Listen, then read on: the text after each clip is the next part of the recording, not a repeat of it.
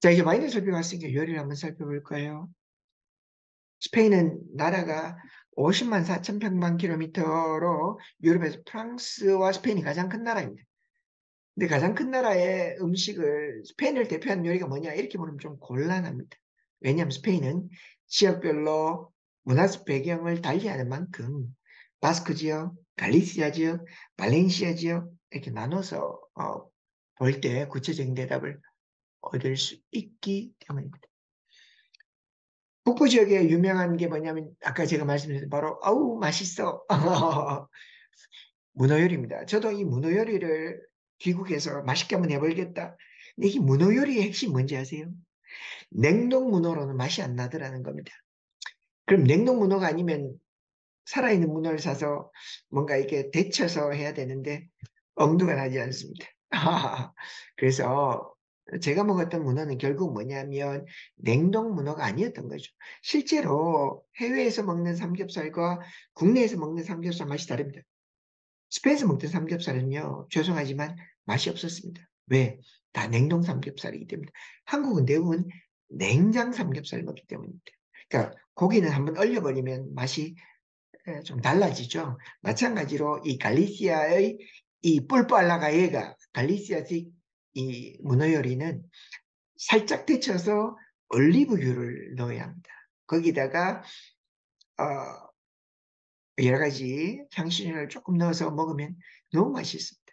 여러분 여기에다가 화이트 와인을 곁들이기를 꼭 권합니다. 갈리시아의 알바리뇨라는 와인을 곁들이면 정말 황홀한 이 문어 요리를 드실 수 있습니다. 카탈로니아 지역에 뭐가 유명하냐면 이 여러분 뭐 최근에 뭐 심계 질환을 어, 막기 위해서 마요네즈를 많이 먹으면 안 된다 이런 이야기 많이 하시는데 여러분 우리 마요네즈 통째로 먹는 사람 없죠?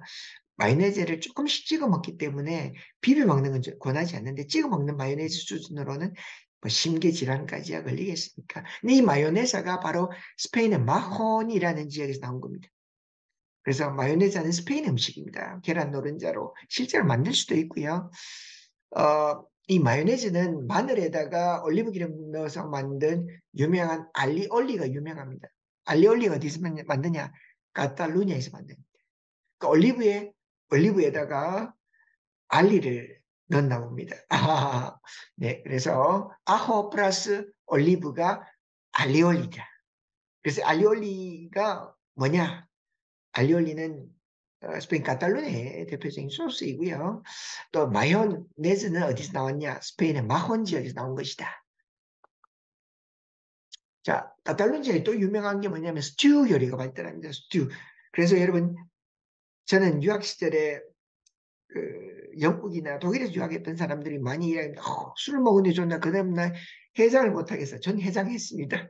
왜? 스페인에는 어, 한국식 비슷한 이 콩요리가 요리해서 국물이 자작한 콩요리에다가 빵을 조금 집어넣어서요 먹으면 해장이 됩니다. 그 스튜디오가 발달했고요. 이란 전통적 요리 외에도 알리오리 요리도 있고 여기 지금 아래에 보이는 게 그 스페인 유명한 뚜론입니다. 이게 슬픈 역사가 있는데요. 이 뚜론이 뭐냐면 이 카탈루냐가 공성전을 하던 시절에 성이 포위가 되면 우리로 치면 주먹밥인 것이죠. 즉 아몬드에다가 어, 화이트 초콜릿 같은 것들, 아몬드에다가 이런 것들 집어넣어서 열량이 높은 걸 만든 게 뚜론입니다. 아, 전쟁식품이었고 소위 말하는 전투식량이었던 셈인데요. 이 카탈루냐의 뚜론 아주 유명합니다. 자, 동부 지역 하면 여러분 스페인 음식 하면 여러분들 이런 이야기 많이 하죠. 야, 스페인 하면 빠이야지, 빠이야. 네, 죄송하지만 빠이야는 스페인의 대표적인 음식이라고 하기 어렵고요. 동부 지역 발렌시아의 대표적인 음식입니다. 저는 실제로 발렌시아의 파야 축제라는 불꽃 축제 인형 만들어서 태우는 축제에 직접 가본 적이 있는데요. 갔더니 길거리마다 냄비 가득한 걸 내놓고 이 빠이야를 먹는데 오 마이 갓 실제로 토끼 고기를 집어넣어서 먹더라고요. 그래서 제가 토끼를 먹어야 되나 말아야 되나, 제가 이게 좀, 저는 참고로 개고기도 먹지 않습니다. 그래서 토끼를 먹어야 되나 고민했는데 맛만 본 적이 있습니다. 아, 토끼를 먹으면 언청해야 된다는 옛날에 유명한 이야기도 있었죠. 그건 이제 속설이고요. 사실은 스페인은 이 발렌시아 지역이 뭐냐면 습지입니다. 어, 저는 유럽을 다니면서 한 번도 논을 직접 본 적이 없었는데 이 문헌을 본 적이 있습니다. 어디에서? 발렌시아에서. 그러니까 쌀은 문헌에서 키워야 되고요. 이 발렌시아가 왜 이 우리로 치면 비빔밥 같은 해물 비빔밥 같은 이 빠에야가 발달했냐면 바로 쌀이 나기 때문입니다. 우리보단 좀 질쭉질쭉한, 죄송합니다. 사투리죠. 질쭉질쭉. 길쭉길쭉한 그 쌀로 만든 빠에야인데요. 발렌시아에 가서 먹는 빠에야에는 뭐가 들어가느냐? 여러분 좋아하지 않을 수도 있겠습니다만 달팽이가 들어갑니다. 식용 달팽이입니다. 그리고 토끼 고기가 들어가고요. 원래는 깨구리도 넣어서 먹었다라고 합니다. 지금은 그렇지는 않겠습니다만, 어, 근데 우리가 알려진 해물 빠이야는 원래 발렌시아 전통 빠이야라고 할 수는 없습니다. 자, 무르시아와 안달루시아 지역에는 뭐가 유명하냐 하면 안달루시아의 남쪽 지역에는 여러분, 그러고 보니까 여러분 토마토 하면 뭐가 생각납니까? 분열! 토마토 축제! 그죠, 여러분? 토마토 축제 기억나죠? 원래 어른들이 음식하고 장난치지 말라고 했는데 음식하고 장난치는 게 허용되는 나라 토마토 축제. 스페인 남부 분열 지역에서 토마토 축제가 유명한 것처럼 이 토마토를 갈아서 뭘 만드냐? 식초 넣고요. 올리브 기름 넣고요. 거기다 빵 조각도 조금 집어넣고요. 해서 가스파초. 와, 여름에 먹으면 너무 좋아요. 그러니까 스페인이 우리 한국 사람이 살기 왜 좋냐? 해장이 돼요, 해장이. 그리고 여름에 우리 오이냉국 같은 냉국이 있다는 겁니다. 거기다가요, 우리 된장국 같은 콩요리가 많아요. 그래서 정말 스페인 음식이 제가 한국인이어서가 아니라 우리 동양인에게 가장 어울리는 것이 스페인이다. 저는 개인적으로 그렇게 생각합니다. 중부 지역이 뭐가 유명하냐면 좀 보기가 이상하지만 이게 애저입니다. 우리도 호남 지역에 가면 뱃속에 있는 태안에 있는 돼지를 꺼내서 먹는 애저가 있는데 스페인 애저는 보통은 태어난 생후에 뭐 1개월, 2개월 되고 뭐, 뭐 이런 돼지를 잡아서 먹습니다. 조금 좀 안타깝긴 한데요. 어쨌든 이 애저 바베큐를 먹습니다. 하나의 식문화니까 그날의 어떤 전통이다. 뭐 이렇게 인정해야 될 것 같습니다. 그 어린 양 송아지 새끼 돼지 요리도 유명하지만 이 중부 지역은 이 애저 요리, 세고비아 애저 요리가 유명하고요. 제가 거주했던 마드리드에는 이게 뭐냐면 고시도라고 합니다. 고시도. 여기에 뭐냐면 삼겹살 같은 베이컨이 들어가고요. 거기다가 초리소, 하몬 이런 거 집어넣고요. 그다음 유명한 콩 요리, 이집트 콩이죠. 거기다가 감자 집어넣어서 먹는 게 이거 국물 자작하게 먹으면 해장으로 끝내줍니다. 자, 그리고 중국에 또 뭐가 유명하냐? 바로 이 깨소 만체고라는 라만차 치즈를 권합니다. 라만차 지역 가면 여러분 돈키호테 데 라만차, 라만차의 돈키호테죠. 스페인 중부 지역인데 이 중부 지역의 라만차 치즈는요. 유럽 3대 유명한 치즈입니다. 이 치즈는 뭘로 만드냐? 주로 양재수로 만드는데 염소젓도 만들고요.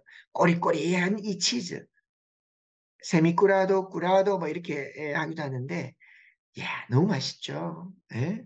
치즈에다가 와인에다가 여기 있는 초리소 썰어서 먹으면 그야말로 너무 좋죠. 자, 이런 지역별 음식을 살펴봤는데 그럼에도 불구하고 스페인의 대표적인 요리하면 바로 이 네 가지를 언급하지 않을 수 없습니다. 뭐냐면 타파스입니다. 타파스. 여러분 타파스 들어보셨죠? 이 타파스의 유래가 재밌습니다. 스페인이 통일되기 전에 부족국가 시절에 뭐가 있었냐면 가스티아라는 곳이 있습니다. 스페인 중부 지역에 있었던 왕국이었죠. 가스티아, 레온, 아라곤, 나바라, 뭐 우리로 치면 고구려 백제 신라가 있었던 것처럼 이런 부족국가 시절에 가스티아의 왕 현왕 알폰소 10세가 있었는데 알폰소 10세가 어느 날 아팠어요. 그래서 주치의가 와인과 함께 소량의 식사를 권유했습니다. 그러니까 알폰소가 이 와인을 먹고 소량의 식사를 먹고 회복되자마자 이 가스티아 지방의 식당에 술을 시킬 때 반드시 안주를 함께 내어놓을 것을 명령합니다. 너네 와인 그냥 팔지 마. 와인만 먹으면 몸에 아프니까 안주를 껴서 팔아. 공짜로 줘. 그래서 스페인의 타파스가 시작되었는데요. 저는 스페인에 가니까 너무 좋은 게 우리나라에서 무료 안주는 기껏해야 땅콩밖에 없었잖아요.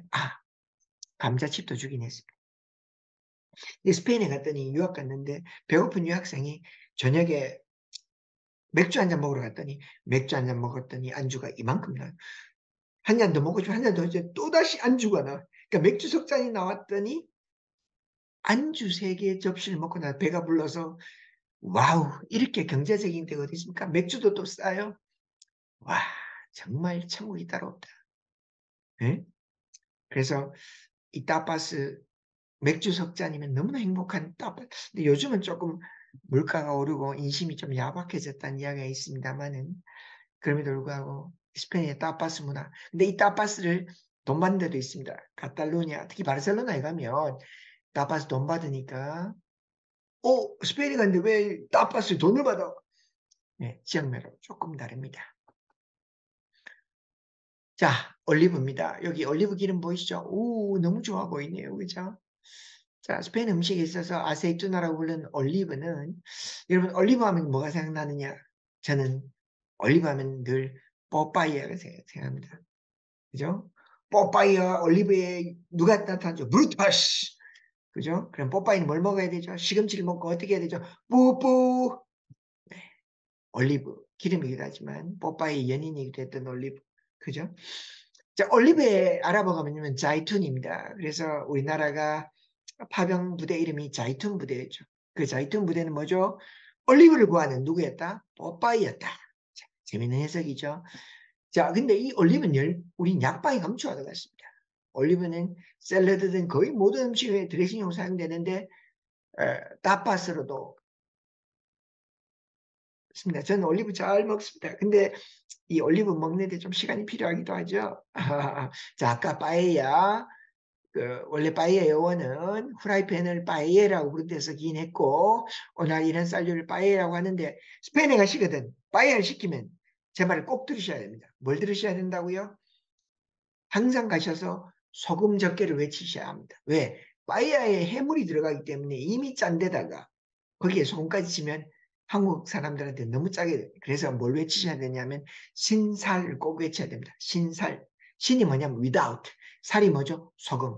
소금 없이 달라라고 꼭 외치셔야 빠에야가 덜 짜게 나옵니다.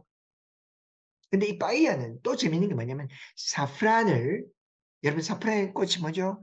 새벽에 고기를 숙였을 때 사프란을 따야 된다. 근데 사프란을 말려서 자르면 금값입니다.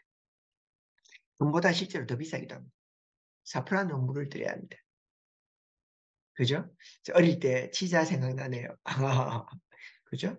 사프란은 물도 들이고 맛도 내는데 제가 그래서 사프란 좀 쌌는데 정말 금값이 사프란으로 물들여서 먹는 게 빠에야입니다. 이 빠에야 만드는 법 궁금하시죠? 우리 여러분 함께 빠에야 만드는 법 한번 어, 살펴보도록 하겠습니다.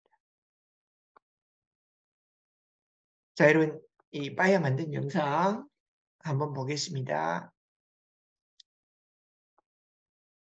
자, 빠에야를 해물 빠에야를 만드는 데는 자 여러분 보시다시피 뭐가 필요하냐면 저와 함께 살펴보시겠습니다. 자, 뭐가 필요하냐?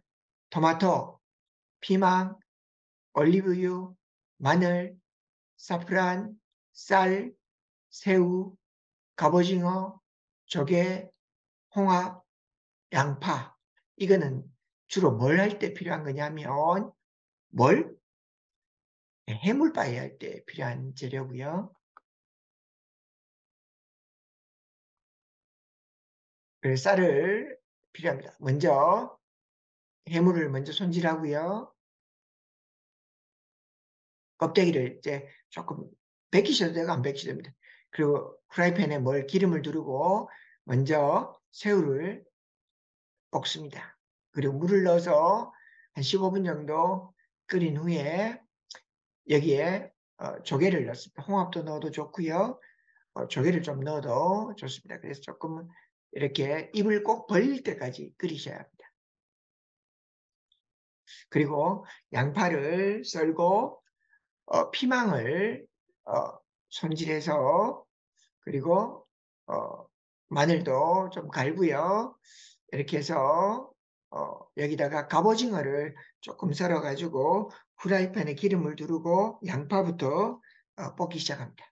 피망도 넣어주면 좋고요. 그리고 토마토 간 것을 좀 넣어서 볶아줍니다.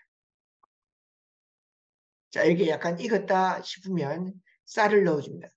그러니까 우리가 생각하는 것처럼 쌀을 익히고 증기로 하는 게 아니라 쌀을 넣어서 거기다가 물을 넣어서 쌀을 익히는 겁니다. 뚜껑을 덮어주면 조금 좋기도 한데 보통 스페인에서는 뚜껑을 덮지 않고 이렇게 쌀에다 물을 넣고 사프란을 뿌리고 불을 높여서 한 18분 정도 가열합니다. 그러면 밥이 되는데 우리가 먹는 밥보다는 약간 덜 익은 밥에 가까운 밥이 나옵니다. 거기에 이제 홍합 넣어주고요. 그죠? 그리고 소스를 조금 넣어서 익혀주면 맛있는 소위 말하는 뭐가 된다고요? 맛있는 그런 빠에야가 됩니다. 우리 빠에야 영상 잘 보셨죠? 제가 여러분 빠에야 요리하는 법도 알려드렸습니다. 실제로 보면 스페인 빠에야, 스페인에서 먹던 빠에야 맛은 잘 나지 않더라고요.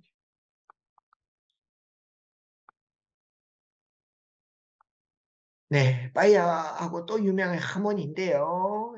이 이 돼지 넓적다리 여러분 저는 항상 족발집에 가면요 앞다리를 달라고 합니다. 여러분 아시죠? 노래 앞다리가 쑥 노래도 있지만 앞다리가 맛있어요. 우리나라의 족발은 앞다리가 맛있다. 이게 제 지론입니다. 근데 스페인의 돼지는 뒷다리를 먹어야 된다. 그러면 스페인의 하모는 뭘로 만든다? 뒷다리로 만든다. 왜? 뒷다리 뭐가 많다? 살이 많다. 앞다리에 먹을 게 없다. 그래서 뒷다리에 소금을 절여서 염장해 두었다가 기름이 제거하고 잘라서 이렇게 맛있게 내놓는 게 뭐냐? 하모니다. 그럼 이 하모니를 알려면 하모니 이베리코를 이해해야 되는데 하모니 이베리코가 뭐냐? 는 세르도 이베리코라는 여러분 요즘 한국에도 유행하죠? 이베리코 돼지로 만들어야 합니다. 그럼 이베리코 돼지는 뭐냐? 바로 방목해서 키우는 돼지입니다. 어떻게 방목할까? 여러분 돼지를 어떻게 방목할까요? 자, 영상을 한번 살펴보겠습니다.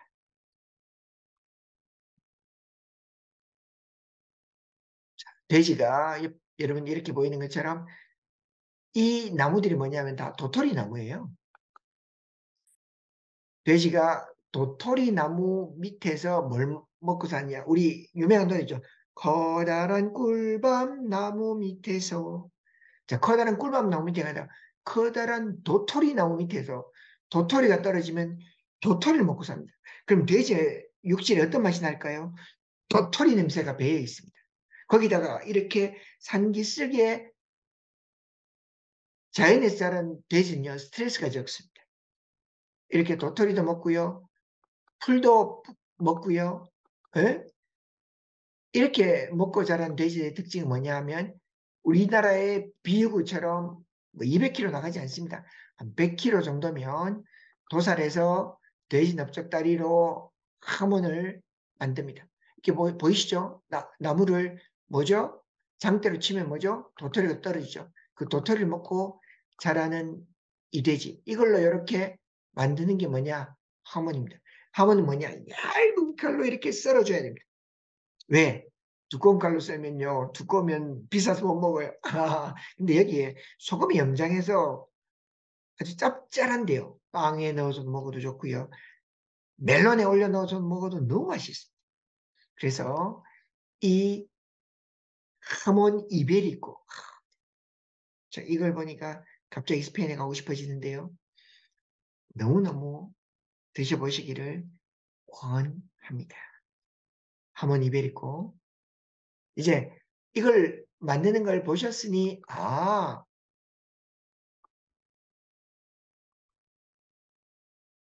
세르도 이베리코가 뭔지 이제 아시겠죠? 자, 여러분 PPT로 다시 돌아왔습니다. 잘 보이시죠? 자, 이렇게 스페인 음식들은 뭐냐? 뭐 빠에야, 하몬, 타파스타 있는데 그러고 보니까 이 하몬이라는 영화도 옛날에 기억이 나네요. 돼지 넓적다리 들고 막 싸우던 영화도 기억이 납니다. 제가 오늘 스페인 음식의 인문학이라고 했는데 여러분 인문학은 뭐냐? 인간을 사랑하는 법을 배우는 학문이 인문학이죠. 인간을 이해하는 것이 인문학이고요. 그러면 인간을 이해하는데 뭐가 중요하냐? 음식을 이해하는 것이 중요합니다. 그럼 음식이 왜 중요하느냐? 저는 사실은 어, 하루에 3끼밖에 못 먹는 것이 대단히 저한테는 개인적으로 불행한데요. 왜냐하면 음식을 좋아하지만 제가 양이 많지 않습니다. 아무리 맛있는 음식도 배가 부르면요, 딱 멈추게 되죠. 근데 커피하고 맥주는 되게 좋아하고 와인도 좋아하는데 비교적 배가 불러도 먹을 수 있는 것 같아요.